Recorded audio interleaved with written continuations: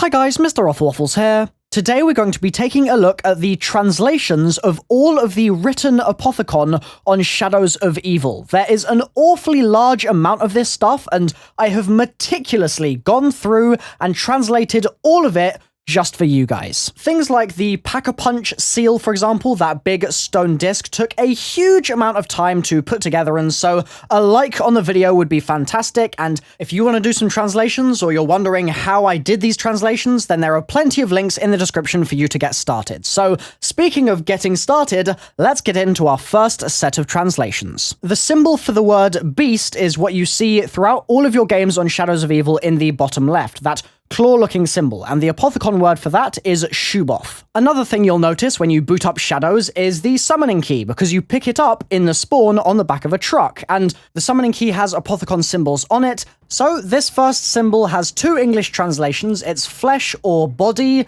and the Apothicon for it is Othnor. Then we have a very straightforward one. This symbol here is servant, and the Apothicon word for that would be Astagua. The next is another one that we have to do a little bit of thinking about in order to translate, because it's not a symbol that we see on the shirt. So here we can see the open radical, that's arc, the arrows pointing outwards. We can see the flow radiate radical, which is law or ore, that's the sort of teardrops that are coming out of it. But the two triangles that are on their own in the center of the symbol of the character are pretty much alien to us, no pun intended. They could be a slightly altered version of the Gua radical, because that's three triangles that are pointing upwards. If you're unaware of the orientation of this particular symbol, by the way, the teardrops are pointing down here, so maybe this is a Gua, and in that case, this would be Arc Gualor, or something like that, which would mean open, benefit gain ability, flow.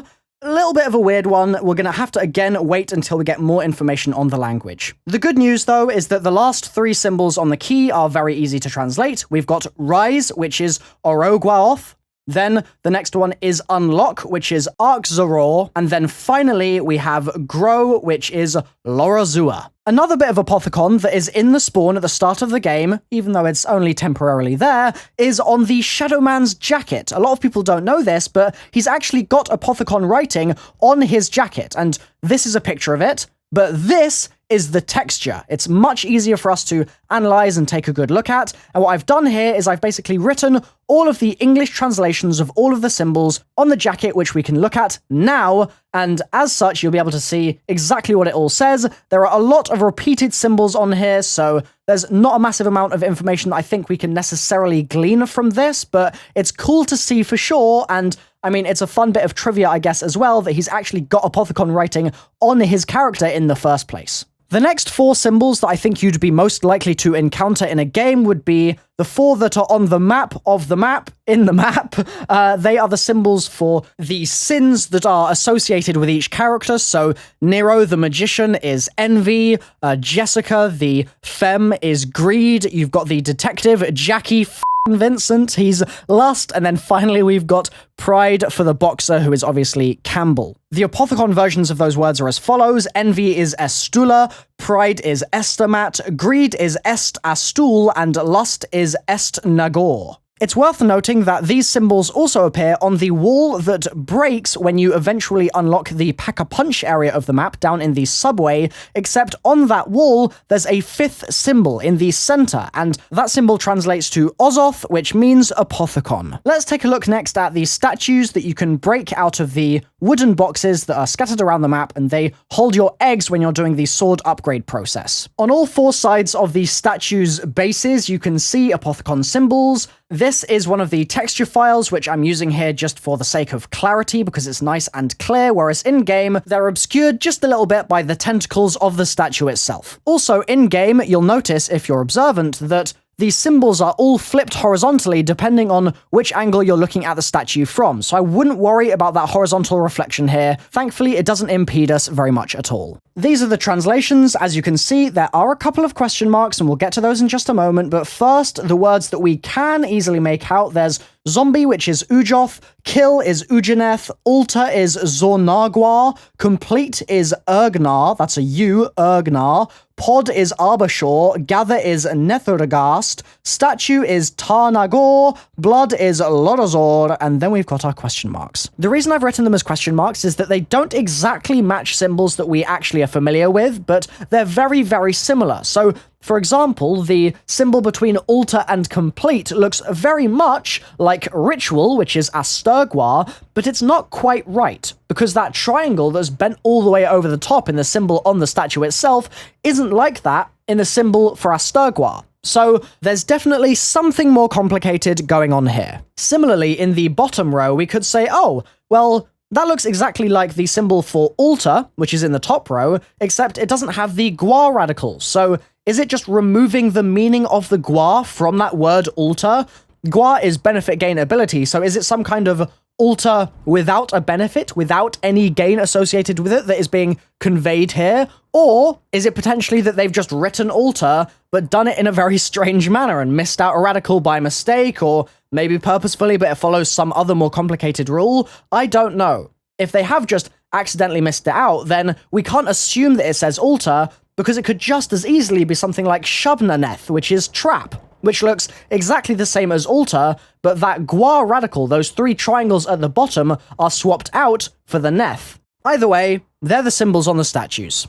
Let's move on to the mystery box. When it isn't there in-game, it looks like this, but when it is there, you can see that it's got a load of symbols adorning its front, and we're going to be translating all of those with no question marks. It's a walk in the park, really good times. So I've got the texture files again, just for the sake of clarity. So first of all, we'll look at the left side, and running through the symbols, we have the symbol for magic box, which I guess is the mystery box. That's Ergnoth. Then we have Open, which is Archazor, Portal, which is Arknar, Time, which is Eongua, Space, which is Arkatugua, and then we switch to the symbols on the right, and we have Feed, which is Arbergneth, Points, which is Arbatuk, Gather, which is Nethergast, Weapon, which is Aneth, and then finally, again, Magic Box, which is Ergnoth. One final thing to say about the mystery box is that that central symbol that we looked at just a moment ago that was between the left and right sides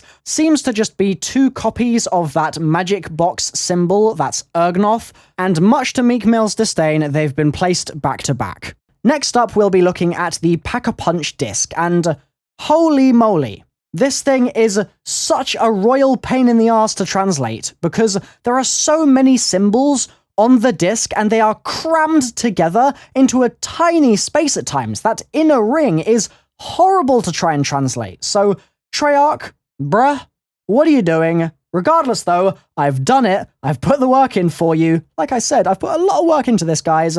Without further ado, let's get into it. So, this is the outer red ring of the Gatestone itself. I'll be reading out the Apothicon translations of all these words as well, starting at the zombie that's at the very top of the disc. So going from zombie to head to ritual to world to points anti-clockwise, we have the following. Starting with zombie, which is Ujoth, we then go head, Astanar, Asturgwar, Astazor, Arbatuk, Arknaoth, Ulaoth, Asturgwar, Zor-Arkoth, Nethazeth, Ozoth, Astagwa, Nethgormat, Urgoth, Esthuk, Nethest, Arkor, Karor, Oglor, Arbul, Arbara, Arbog, Osnaoth, Othna, Maroth, Astanar, Arkorgua, Arkatugua, Eongua, Guanash, Na-Aruja, Ergnoth, Arbashor, Shuboth, Margwa, Koroth, Nethoth, Ujoth. Because the inner rings use pretty much the same words, I won't bother reading them out. I don't know if this is meant to be even read out in this way. I think that there's a good chance that it's not, just because of the way it's written, so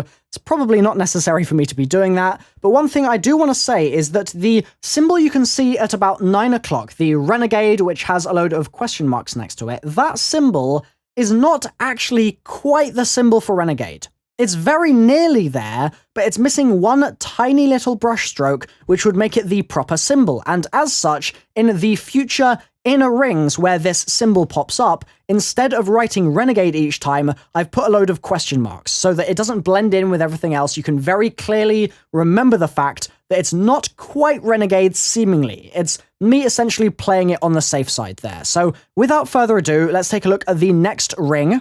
I'll give you a little moment to digest the information on here, just so that you can let it sink in and absorb the knowledge that I'm displaying on your screen. I do want to quickly say that it sort of feels like Treyarch have, well, they haven't really put proper sentences on here or anything like that. They've just crammed on as many symbols as they could, and as such, I feel like there's not really a lot of info we can actually get out of the Gatestone itself. That said, maybe we'll come back to it in a few months' time, and what I've just said will be completely wrong, and we'll look at the disc and go, wow, Treyarch had this in front of our eyes the whole time. Who knows? It's always hard to know with Treyarch. Let's look at the innermost ring now. I'm sure at this point you're starting to see the pattern. This ring looks awfully familiar to one we just looked at a moment ago. So yeah, it's pretty much the same, but we do have these sort of tendrils to look at, the tentacles, or whatever you want to call them. And again, there is repetition that you're seeing here. Points, world, head, zombie, points, world, ritual, head,